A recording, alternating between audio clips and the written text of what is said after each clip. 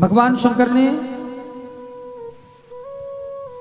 विष क्यों पिया? क्योंकि उनमें विष धारण करने की क्षमता थी, विष पान करने की उनमें क्षमता थी, इसलिए उन्होंने कंठ में विष धारण कर लिया। तो मालाएं किसे धारण करनी चाहिए? जिसमें माला जपने की क्षमता हो। और हम उन लोगों को नहीं कह रहे हैं जो नियम के प्रबल रहते हैं, लेकिन हम तो एक ही नियम मानते हैं।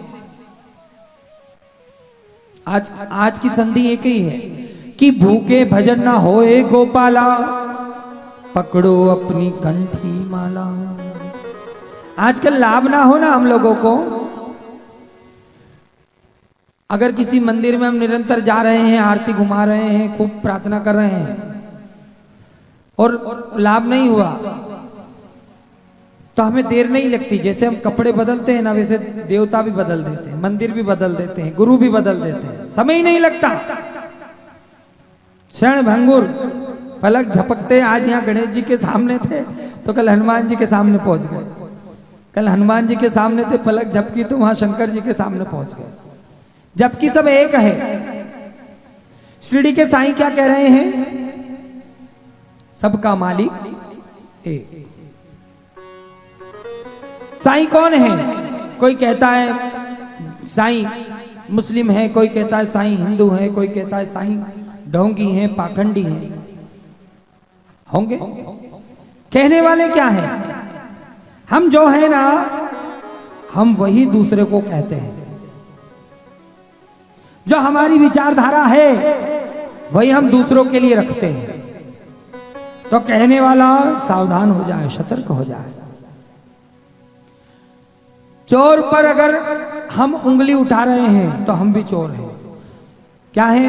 हम भी चोर हैं। चोर पर उंगली उठाने का कार्य किसका है? प्रशासन का है कि नहीं? प्रशासन सबूत इकट्ठा करेगी तभी ना चोर बोलेगी। कि हम बोल देंगे चोर और वो चोर सिद्ध हो जाएगा।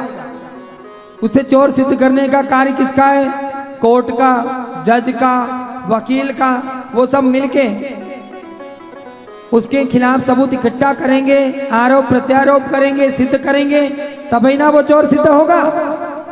और हमने कह दिया तो मतलब कि एक चोर दूसरे चोर पर आरोप लगा रहा है, वो जानता है कि इसे चोर बनाओ, इसे जेल में बंद करो, ये जेल में नहीं गया तो हमें चोरी करने का मौका नहीं मिलेगा।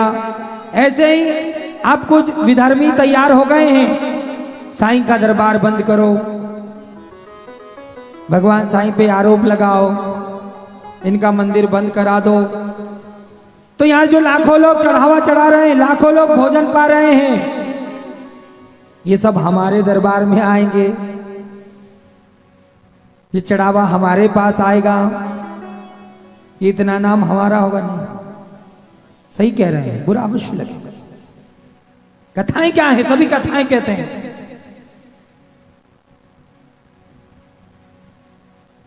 जाइए धर्म पुस्तिका की दुकान पर, खरीद लाइए, पढ़िएगा। जितना ज्ञान आपको पढ़ने से प्राप्त होगा ना, उतना हमारी बातों को सुनने से नहीं होगा। तो साईं स्वयं, साईं साक्षात ईश्वर अवतार है। साईं की परिभाषा क्या है? साक्षात ईश्वर अवतार है। आप कह रहे हो कि वो पाखंडी थे, वो ढोंगी थे, मान लिया। तो ढोंगी पाखंडी अपने नाम पर करोड़ों की संपत्ति करते हैं। साईं के नाम पर कौन सी संपत्ति है, जरा हमें भी बताइए। पाखंडी ढोंगी लोग ऐसे महंगे महंगे वस्त्र धारण करते हैं।